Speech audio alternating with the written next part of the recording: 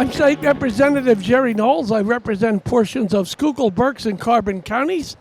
And I am here today at the 104th Farm Show.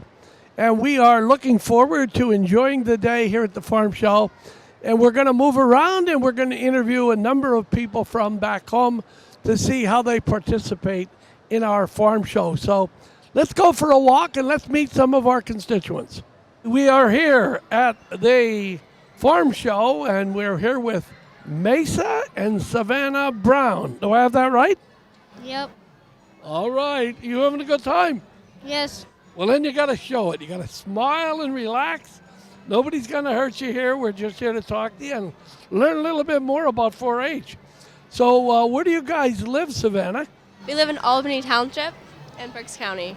All right. So very good. You are my constituents, and it's good to have the opportunity to talk. And how old are you? I'm 15. And how about you, Mesa? I'm 9. Okay, so you guys, although you live in Berks County, it's my understanding that you participate in 4-H in Schuylkill County. Yes. All right. Tell us a little bit about 4-H, Savannah. Exactly what is it? It involves livestock and life skills you get to learn about. And you get to go to camps and interact with friends and families. Very good. Now, you guys have a few, what farm? Cold Creek Farm. Coal Street Farms, and that's located in Albany Township. Yes. Yep. Okay. So what about you, Mesa? How long have you been involved in 4-H? This is my second year in 4-H. It is your second year. And what, is this your first farm show? No, it's my second farm show. Oh, very good. And how about you, Savannah? You've been coming here a lot? Yeah, I usually come here like once a year usually. And how many years have you been coming here? I hear Mom, I've been coming since I was little. Oh, since you're only a little girl, huh? Yep. How about that? So talk a little bit about, so are you guys showing animals today or during the course of the week?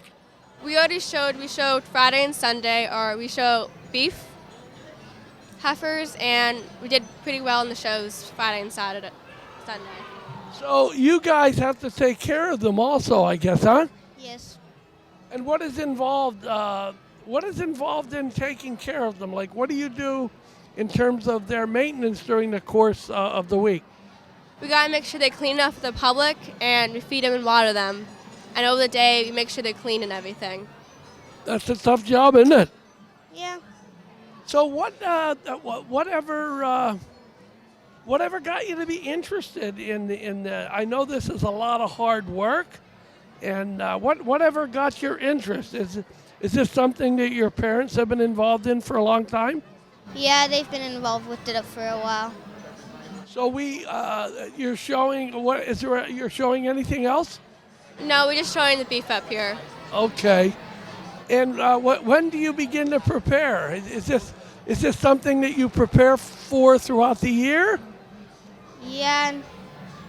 So you guys, you both go to school, huh? Where do you go to school? Kempton New Church, it's a private school. Very good. And let me ask you this. Is this something that you've got to do when you get up in the morning in terms of tending to the animals? Yes. We wake up every morning for school and do all the tours and make sure everything's ready to go. How about that? Well, it's very, very good that you guys are interested. And again, I can't thank you enough for taking time out and talking a little bit about 4-H. And have a nice week here at the Farm Show. You're here all week? Not all week. Well, for as long as you're here, enjoy the Farm Show. And again, thank you so much for talking to me. I truly appreciate it. So guess who we were just talking to? My little sisters? We were, and they did a good job. Your little sister was a little bit nervous, but she loosened up when we got her to smile. Yeah, she's usually quiet. Yeah. So anyway, Sierra, where do you go to school? I am currently a sophomore at Kansas State University. Wow, good for you. Good for you. You like it out there? Yeah, I'm enjoying it. And what are you studying? I'm majoring in animal science with a pre-veterinary medicine option. Uh-oh. That From what they tell me, becoming a veterinarian is more difficult than any other line of medicine. Is that true? That's what I've heard, but we'll find out. Yeah, yeah. So anyway, we are here, and what did you refer to these animals as? These are beef heifers. Beef heifers. And you're taking care of them, you're raising them along with what other animals do you raise? We also have a small sheep flock back home. And you're in Kempton, you're in Albany Township. And how long have you been interested in this? I mean, it's kind of unusual and very difficult. I started 4-H when I was 8 years old, so back in 2009, and I've kind of just gone through the program, and by 2013 I started showing the cattle as well, and have been doing it ever since. Now, are you showing any other animals this week with other than the heifers? I'm not. In the past I have shown sheep and hogs, but I chose just to do the heifers. So now let me ask you, what is your day like in terms of the care? Well, I guess you're away at school, so somebody's got a lot of work here while you're away. What exactly, what is it? What entails in terms of a day of maintaining these animals? Well, every day they get fed twice a day, and then you have to clean their pens every day, give them a bath, and then when it's cold out, we get a blower and we'll blow all the water out so they're nice and dry, and they get like conditioners put in their hair, as well as they get walked for exercise. Oh my gosh, that's a lot of work. They actually get conditioners? Oh yeah, they're very well spoiled. Well, yeah, and I mean, you look at they look very healthy and they're pretty. Yeah, my sisters put a lot of effort into them. So you're giving them the credit, huh? I just show up and clip them. I don't do a lot of the work anymore. But I mean, there's a lot of work here, right? I mean, I'm just totally amazed that anyone who is involved in agriculture, whether they be raising vegetables or milk farmers, or it is what I mean, what motivates you? Like this wouldn't be for me. Like what motivates you?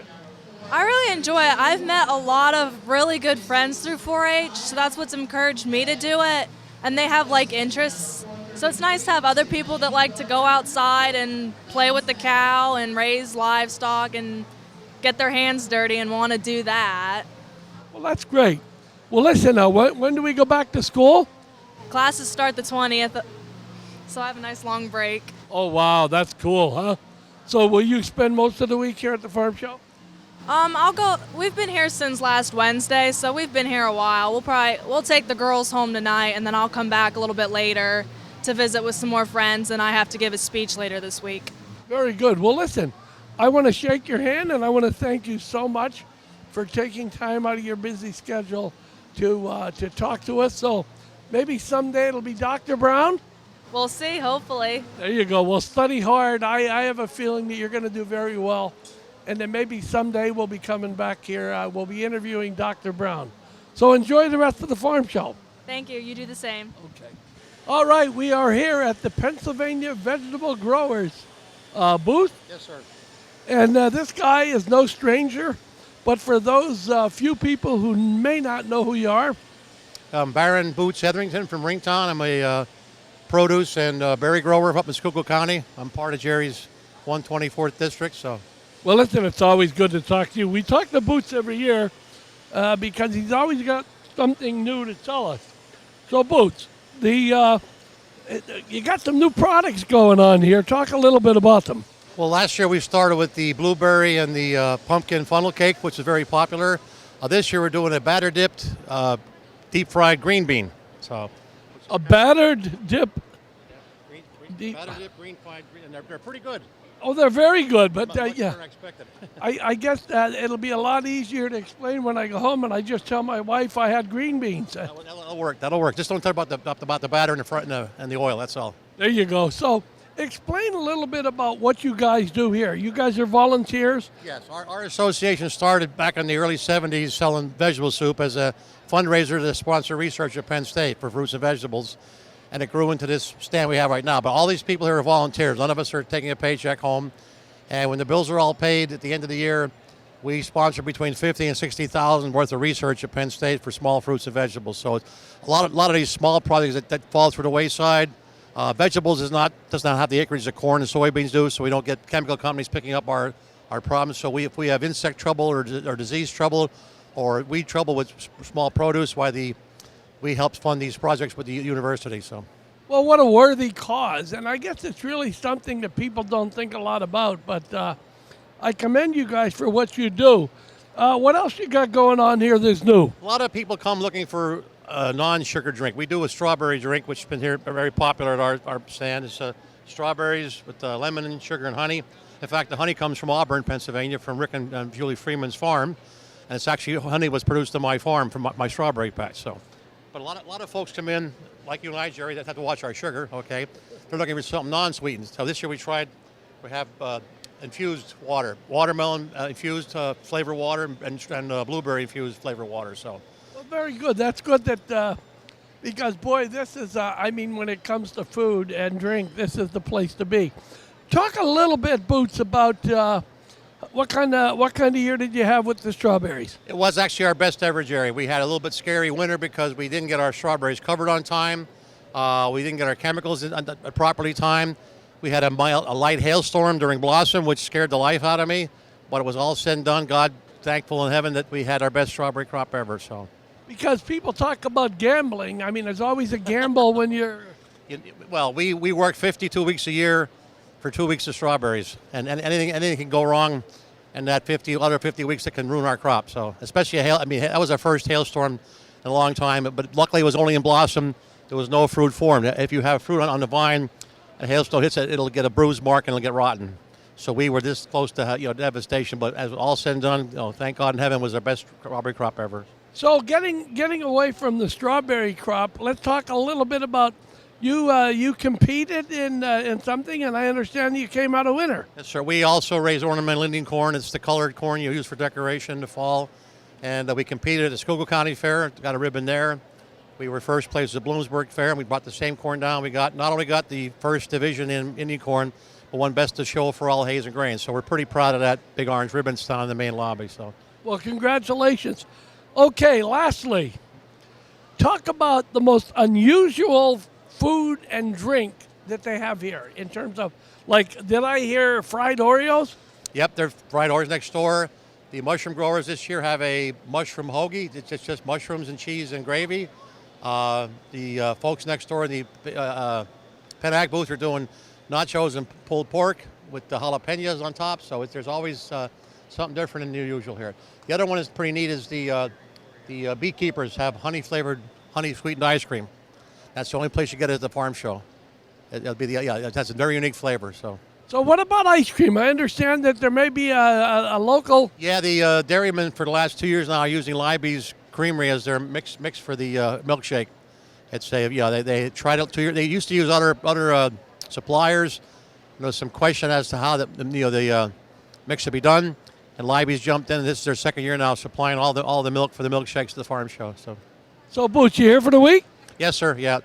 Well, listen, I can't thank you enough for your friendship, as well as for what you do for the farm communities up in Schuylkill, Berks County, Carbon County, and I see you got a veterinarian there, huh? Yeah, it's my son-in-law Justin down in Lehighton. He covers Schuylkill, Carbon, Berks, Monroe. And if you give him a call, he'll be there. He's out till midnight, 1 a.m. some nights. He's a large animal vet, one of the few there is in the area, but loves every second of what he's doing. So. Well, the young lady that we just spoke with is studying at Kansas State, also to be a veterinarian. So that's great to hear that we have some large animal vets in the pipeline. So. Okay, Bootsy, enjoy the rest of the farm show. I appreciate all you do for agriculture. Whenever there's an issue, he always gives me a call first to find out what's going on, what the bottom line, what the truth is, and I appreciate our friendship all those years. And you've always been there for ag, and we appreciate you taking care of us. So I'm glad to be able to do so, buddy. Sure. Okay.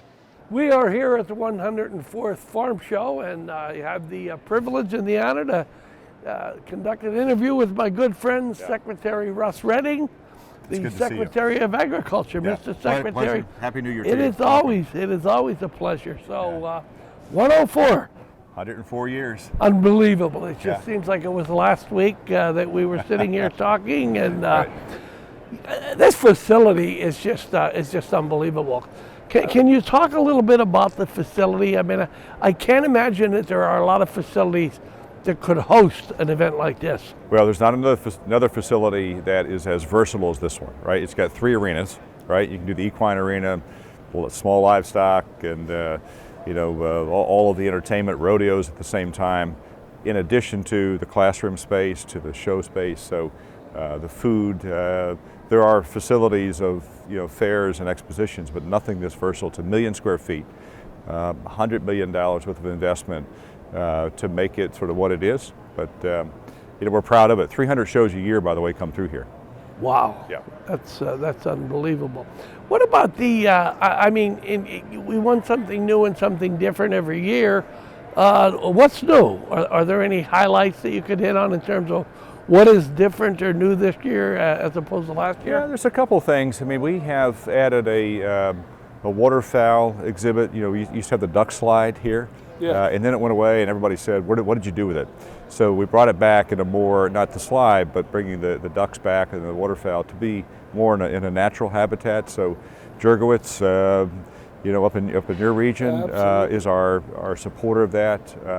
We have new items in the food court. There is a quilt heritage trail, which we're proud of, to have 100 different squares of a quilt that were hand painted by Grange members around Pennsylvania that are here. Really cool stuff. More livestock exhibits, more items in the culinary connection stage, more Pennsylvania preferred marketplace, but we just keep improving it.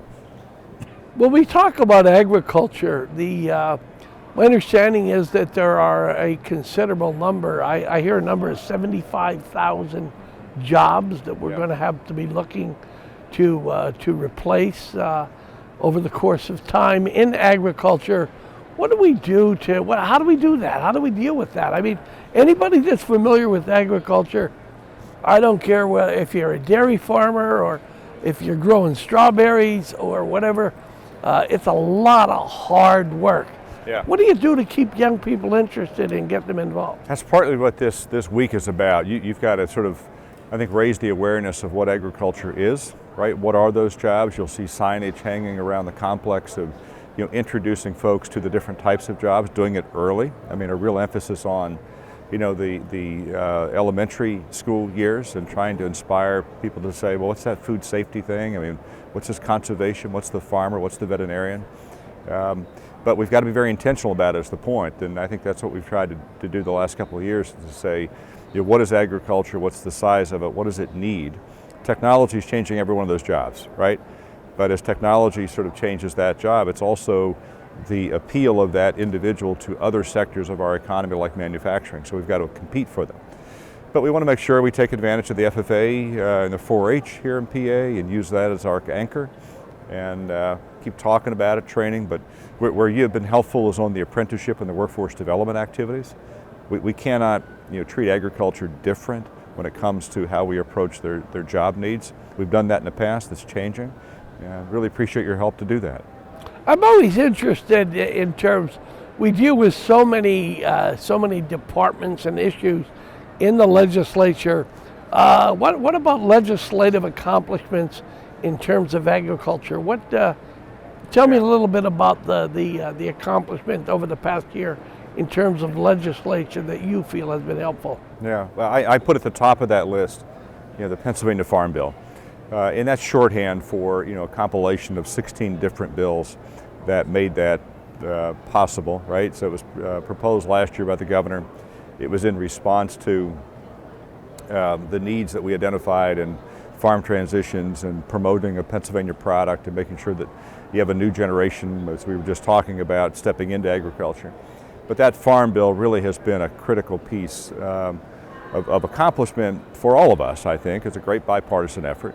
And we've seen the effects of it, right? We're going to open the Ag and Youth Grant program today, which is designed for 4-H and FFA members and investing in their chapters and clubs.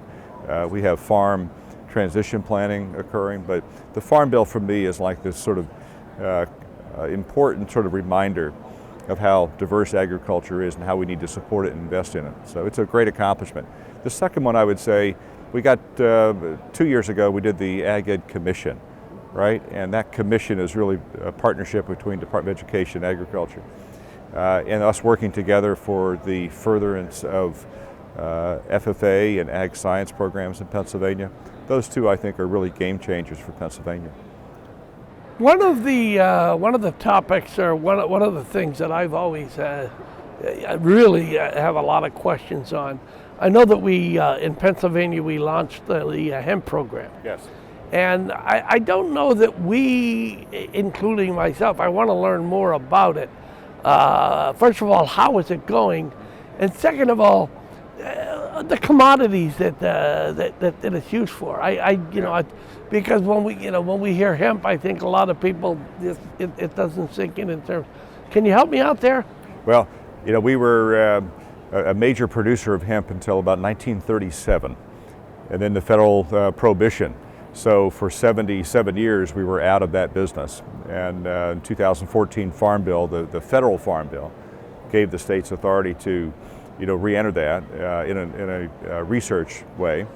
That changed again in 2018 federal Farm Bill. So this past year, we had 342 permits, about 4,000 acres in Pennsylvania of hemp. A lot of lessons learned, as you can appreciate. It's new, and a lot of people are sort of finding their way through it. And just this week, we're going to open the 2020 permit period. So we'll expect that will continue. A lot of interest. In terms of crops, you've got the fiber. You can use the hemp oil. We can do the seeds and feed components of that. Here at the farm show is a good example. You can get hemp kitty litter, right? A company that's up in the Ole Valley. Started. We have a hemp vehicle and building materials and cosmetics and all of that. All of that is part of what's inside this hemp story. Dairy farmers, again, what a difficult job, and I know they're having some tough times right now. What can we do to help them, or are we doing as much as we can? Yeah. I have dairy farmers in the district that I represent, and it just seems like it's a tough racket right around the house. Yeah, and it's been that for the last 3 years. That's part of our challenge. It is better today as we enter 2020 than it has been in the last 3 years, right? So we're in a better place today. Our challenge, of course, is that there are some undertow challenges in terms of consumption, in terms of economics. What we have done, we being our legislature and the administration, is the Dairy Investment Program, which was done last year, 2018, 19, allowed for $5 million of investment in the Dairy Investment Program. 29 projects funded, primarily farm-based value-added production. We have a second $5 million that's part of the Farm Bill. 71 applications for the $5 million. We're going to make a decision here, we hope, in the month of January. In addition to that, just sort of the policy stuff, right? It's the Milk Marketing Board conversations that we've had. It's the Dairy Futures Commission, which was, again... It's a pretty complex issue. It's so complex, and I say to everybody, the good news in dairy is that dairy consumption continues to increase, right? The spotted lanternfly, what's going on there? That's a big issue in Berks County, where I represent portions of Berks County. Yeah, you're right in the epicenter of that, right? And you've been there since 2014. We're making progress. As I say to everybody, we don't have any broad-based control at this point. We've got 22 different research projects that are underway looking at, everything from biocontrols to the economic impacts. We're still haven't contained to the 14-county quarantine zone, which we had last year. But our work continues to find the broad-based control, but also get out and remove the ailanthus tree, which is one of the preferred hosts for the spotted lanternfly, and understand the basic chemistry and the biology of this plant and the bug. It's a real problem. Again, thank you so much, and have a good farm show. Yeah, Happy New Year. Okay. Thank you. So it's good to be here with some Berks County folks. This would be Roger and Nancy Bowman and their granddaughter Sheridan. Do we have that right? So let's start with Sheridan. Are you having a good time? Yeah. And what do you like best about the farm show? Just showing my sheep, I guess. Oh, so you help with the showing of the sheep. How long have you been coming here, Sheridan? I don't know. As long as This isn't your first year, though. no, it's not. Oh, you probably your third year, Yeah, third. and you really like it. Yeah, I really do. That's great. Well, I'll bet this is your Grammy and your Grandpap, right? I'll bet you they're tickled pink to have you here with them, huh? So, Nancy, how are you? I'm fine. So we're going to save the tough questions for Roger, okay? But let me ask you something. I'm sure, is this like a family event? It is a family event. Our family has been coming here since 1987 when our daughter first showed here. And now her kids are showing. Oh, my gosh. So Sheridan is doing the showing, huh? She has Dorset sheep, yes. So, Roger, talk to me a little bit about you're involved in one of the associations. You have a leadership role? Yes, Nancy and I are both leaders in the 4-H Sheep Club in Berks County for 32 years. This is my 32nd year. I'm also president of the Berks County Sheep and Wool Growers, and Nancy is on the board of directors, and also she is the coordinator of our Wool Queen contest. Wool Queen. So, Roger, let me ask you something. Tell me a little bit. We look at what's here, but are there different types of sheep? Explain a little bit about? You can tell I don't know anything about this stuff.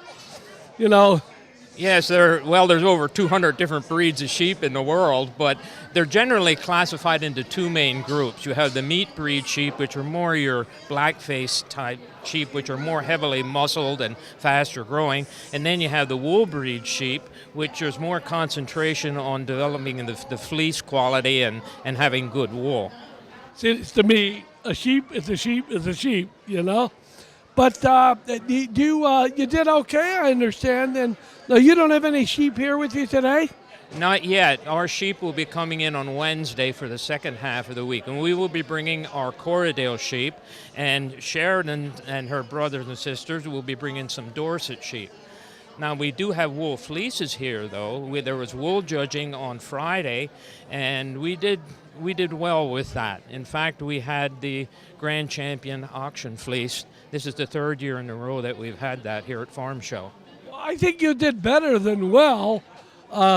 Is this what we're looking at here, Nancy? This was a champion auction fleece, yes. It's a Corriedale ram fleece. So what's in that bag is what that ram produced in 1 year. And what will happen with that? It will be sold on Wednesday night at a fleece auction, and the proceeds from the fleece auction go to the Farm Show Scholarship Program. What is the name of your farm? I didn't ask you that. It's Winterside Farm. I think it's on my hat. And well, let me ask you, where is your farm? Our farm is in Greenwich Township. In fact, we're just east of Lenhartsville, right along 78, right now where they're working on the highway. Oh, boy, I'm your state representative, but we may want to talk about that on another occasion, huh? Yes, I do. Yes.